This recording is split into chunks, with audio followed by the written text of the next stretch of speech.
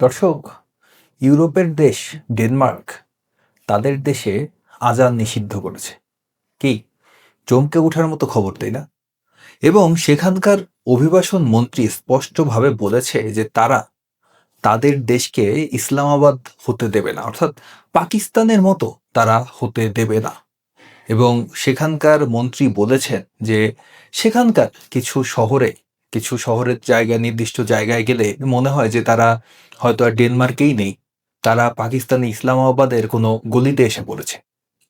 চলুন দেখা যাক যে সেখানে আসলে কি কি ঘটেছিল আগে।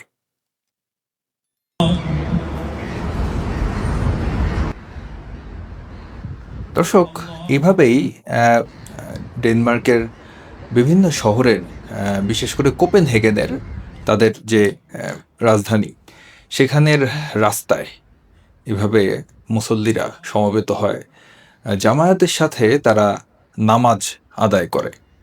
তো এরকম ঘটনা কিন্তু একটি দুটি নয়, বেশ দীর্ঘদিন ধরে সেখানে এরকম ঘটনা ঘটে আসছে। আহ, পুরা ডেনমার্কে মাত্র ৫% মুসলিম জনগোষ্ঠী বাস করে। সেখানে প্রায় ২০০টির মতো মসজিদ রয়েছে। এর প্রশ্ন হচ্ছে যে মাত্র ৫% মানুষের জন্য প্রায় ২০০টি মসজিদ থাকার পরেও কেন এরকম রাস্তাঘাটে এভাবে আহ, দলবদ্ধভাবে এত এত মানুষ কেন একসাথে হয়ে আহ, নামাজ পড়ে? তারা আসলে বুঝতে পারে না যে আসলে তারা কি চায়। তো দেখুন, কোপেনহেগেনের রাস্তায় কিন্তু এরকম ঘটনা অন্যান্য শহরে, যেরকম ইউরোপের অন্যান্য শহরগুলোতে ঘটেছে। আহ, আমরা দেখেছি যে আমেরিকায় অনেক ঘটনা এরকম ঘটে, অস্ট্রেলিয়ায় ঘটতে দেখেছি, কানাডায় তো দেখেছি। সেরকমই লন্ডনের রাস্তার কথা আর কি বলবো সেখানে তো আর আপনারা ভালোভাবেই জানেন। তো এই একই রকম ঘটনা ডেনমার্ক কিন্তু ভয়াবহতা বুঝতে পারছে যে আসলে কি ঘটতে চলেছে। তারা যদি সতর্ক না হয় তাহলে সামনের দিনগুলোতে কি হতে পারে তাদের দেশে তারা কিন্তু বুঝতে পারছে।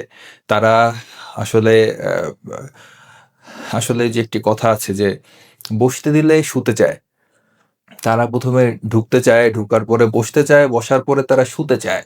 তো আসলে কয়দিন পরে হয়তো বলে বসতে পারে যে আমাদের ৪ বিয়ে করার অনুমতি লাগবে। কারণ আমাদের ধর্মে এটি আছে, আমাদের একটি ধর্মীয় স্বাধীনতা। তারপর কিছুদিন পরে বলতে পারে যে আমাদের ধর্মে তো আ স্ত্রীকে প্রহারের অনুমতি দেওয়া হয়েছে। তাহলে আমরা স্ত্রীকে প্রহার করলে কেন আমাদের নামে ডোমেস্টিক ভায়োলেন্স এর কেস হবে?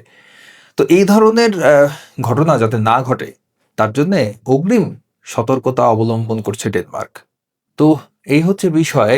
তো সেখানকার মন্ত্রী কি বলেছেন চলুন পড়া যাক। ইসলামাবাদের শহরতলি বানাতে দেব না, বোরখার পরে লাউডস্পিকারে আজান নিষিদ্ধ করতে চলেছে ডেনমার্ক। তো বলে রাখা ভালো যে ২০১৮ সালে তারা ডেনমার্কে নেকাব নিষিদ্ধ করা হয়েছিল। ডেনমার্কের সংসদে জনসম্মুখে মুখ ঢেকে চলা বা নেকাব ব্যবহার নিষিদ্ধের আইন পাশ হয়েছে। নেকাব ইসলামিক পোশাক হিসেবে বহুল পরিচিত হলেও ডেনমার্কের সরকার বলছে কোনো ধর্মকে উদ্দেশ্য করে এই আইন তৈরি হয়নি। আসলে প্রতিটা দেশ নিজেদের সিকিউরিটি, নিরাপত্তার কথা সর্বাগ্রে চিন্তা করে। তো এই যে মুখ ঢাকা পোশাক, আসলে একটা মানুষের আইডেন্টিটি কি? কয়েক ধরনের আইডেন্টিটি আছে। মানুষের ফিঙ্গারপ্রিন্ট এটি একটি মৌলিক বৈশিষ্ট্য। একইভাবে চোখের আইরিশ যেই রেকর্ডটি রাখে বিভিন্ন জায়গায়, এটি একটি মানুষের আইডেন্টিটি। সেরকমভাবে মানুষের মুখমণ্ডল, সেটিও কিন্তু মানুষের একটি আইডেন্টিটি।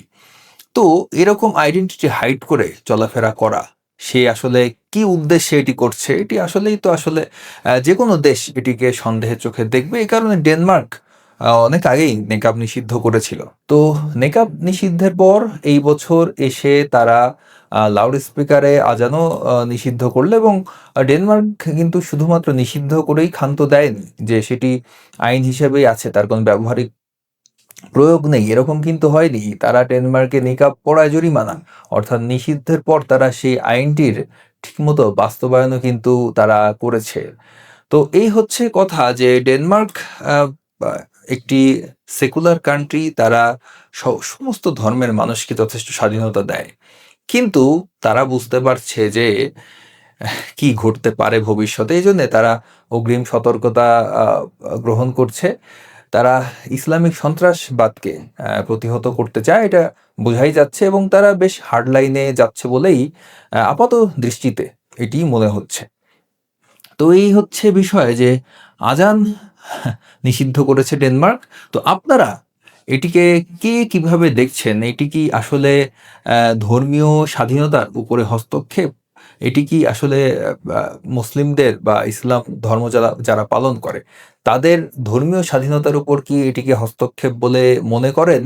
নাকি ডেনমার্ক সরকারের এই সিদ্ধান্তকে আপনারা সমর্থন করেন? আশা করি আপনারা কমেন্টে জানাবেন। ভিডিওটি কেমন লাগলো জানাবেন। ভিডিওটি ভালো লাগলে লাইক করুন, কমেন্ট করুন, শেয়ার করুন, চ্যানেলটিকে সাবস্ক্রাইব করুন। সকলকে ধন্যবাদ।